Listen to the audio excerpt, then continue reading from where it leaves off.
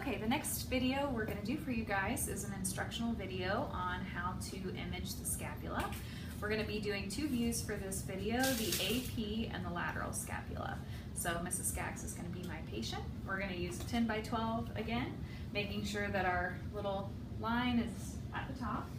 This time, since we're going to be putting our cassette in lengthwise, we're going to have to adjust our little lever here that holds it in place, so that we use the 12 slot instead of the 10.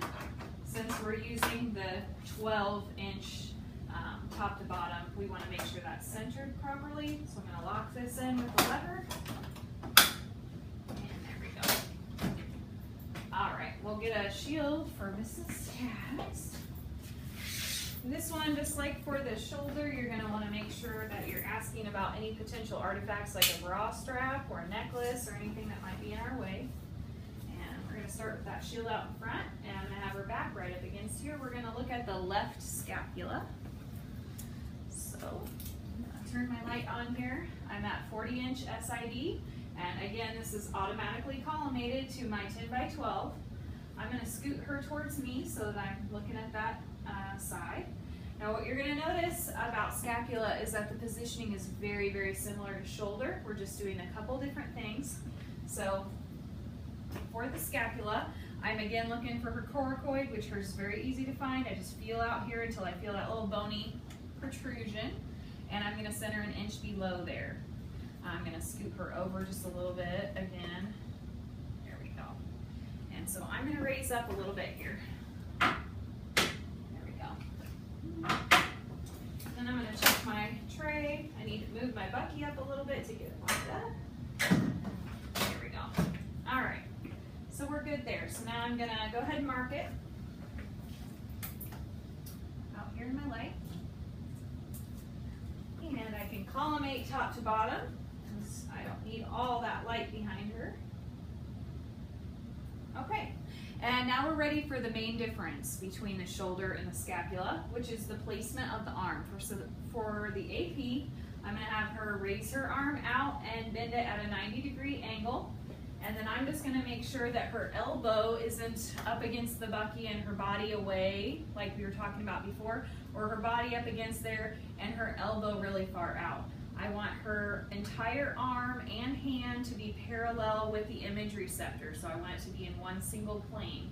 So this is kind of like when you're riding a bike and you're signaling. This is what this looks like. So now that I have her arm up, I can see that her arm is kind of raised above where my light was. So I'm going to first have her try to relax her arm a little bit. That's kind of changed it slightly, but I can still see that I don't have enough light up here up top. So I am going to open my collimation a little bit to make sure I don't clip off the top of her shoulder there. There we go. Just looking for that little glow above her arm. And then I'm just going to have her stop breathing. She can just suspend her breathing. You can say stop breathing, hold your breath. But again, if you tell them to take a breath in and hold it, you may have to deal with the shruggers of the deep, deep breath when their shoulder raises up. So just make sure you're watching your patient. That's the AP. Now when we go to the lateral, I'm going to turn her around all the way. So I got to move my shield around all the way. And again, she's turned around, so we're looking at the left shoulder still. So now it's the shoulder closer to me. We're going to do the exact same thing we did for the shoulder Y. I'm going to be looking at her scapula, and I'm going to be turning her at a 45 to 60-degree angle, depending upon when the flat edge of her scapula is perpendicular. So I'm going to turn her, turn, and turn. There we go. Right there. I can feel it. It's perpendicular, so we are good. I'm going to do the same exact centering over the medial aspect of her scapula.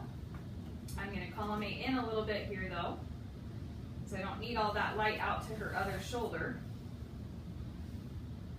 And this time, the big difference between the shoulder Y and the scapula lateral is the position of her arm. So she's going to, instead of leaving that left arm at her side like we did for the Y, I'm going to have her reach all the way over to her right shoulder and grab that right shoulder. And that's really bringing that scapula away from the edge of the ribs, and it's also getting that humerus out of the way.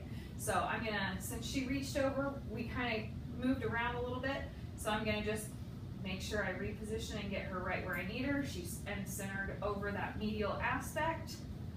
I'm gonna scooch back very slightly. There we go. All right, and once again, we're gonna suspend breathing for this. Just have her hold her breath. I've got my marker up there in the light and everything's centered. And that is a lateral scapula.